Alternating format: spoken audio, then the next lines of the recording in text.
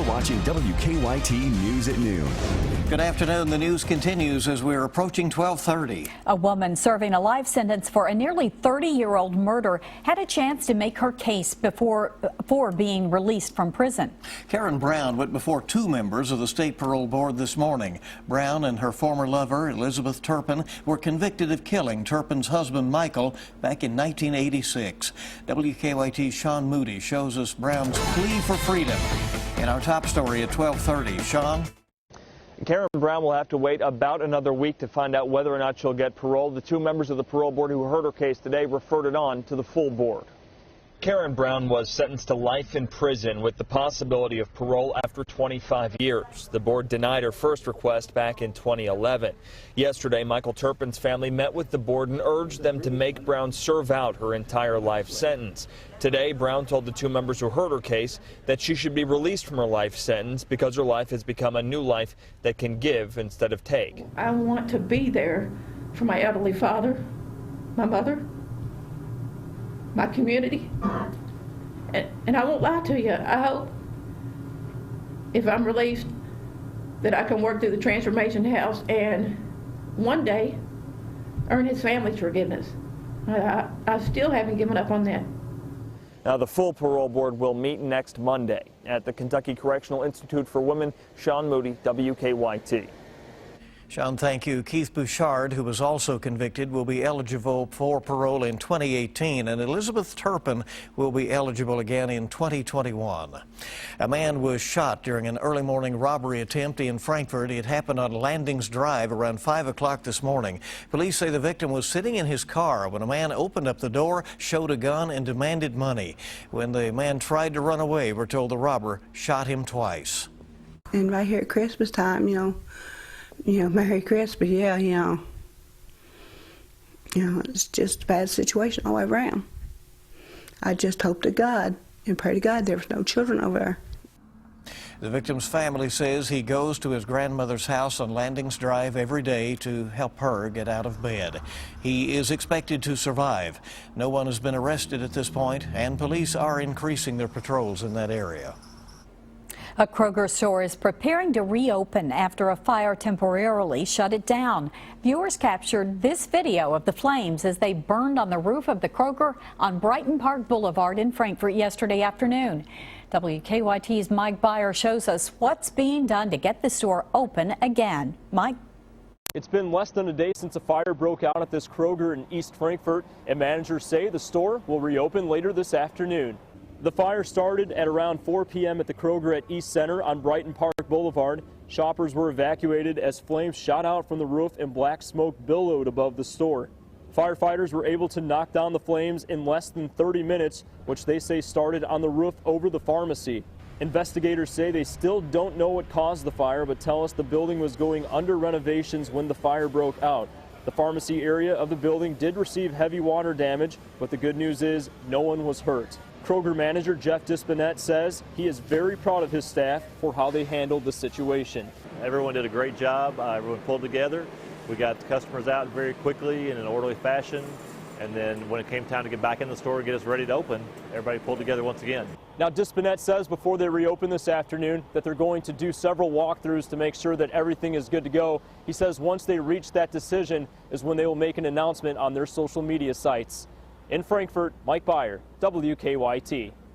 Thank you, Mike. And the pharmacy will be closed for several days because it will basically need to be rebuilt.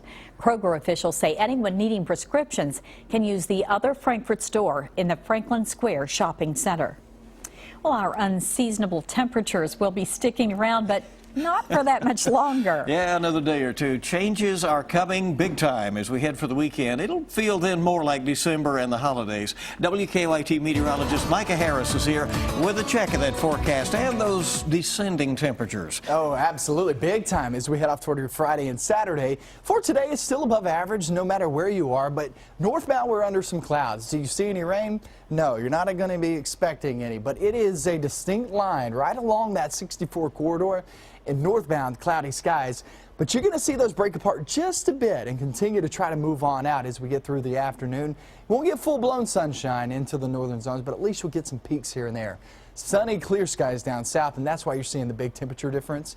We're holding on to the mid-50s, even some upper 50s far south to around 60 degrees in Middlesboro and also sitting there in Williamsburg. It feels great down there, still a little cool up north, but once it's all said and done, we'll all be there in the 50s at least. Now, going off towards your weekend, the big thing, the big picture here is the winter. Yeah, winter lovers, you're going to get your taste of cold air coming this Friday and Saturday, maybe even a few flakes, and I'll show you that in just about 10 minutes. Okay, we'll see you then. The nation's second largest school district is closed today, and it is due to a safety threat. As Chris Martinez shows us, officials in Los Angeles say in light of recent terror attacks abroad and at home, they're not taking any chances. We are closing all district campuses today due to a threat that has come. Calls like this one went out to parents in Los Angeles this morning as authorities closed down the entire Los Angeles Unified School District over an unspecified electronic threat made to, quote, many schools. Some of the details talked about backpacks, talked about other packages. Police are investigating the threat and did not provide further details, but officials said they are taking the precaution based on recent terror attacks in San Bernardino and overseas. I, as superintendent, am not going to take the chance with the life of a student. The superintendent ordered authorities to inspect every school by the end of the day. I want every school searched to make sure that it is safe for children and safe for staff to be there on Wednesday.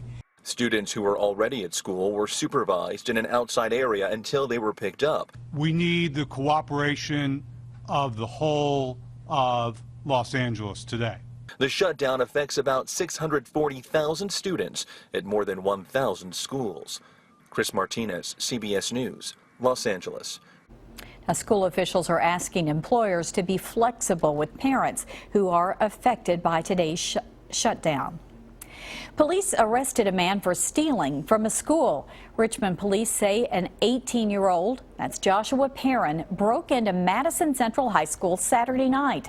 When they searched Perrin, police say they found 5 cell phones, 2 calculators, a key ring full of keys, and 64 prescription pills. Perrin is charged with burglary and possession of a controlled substance.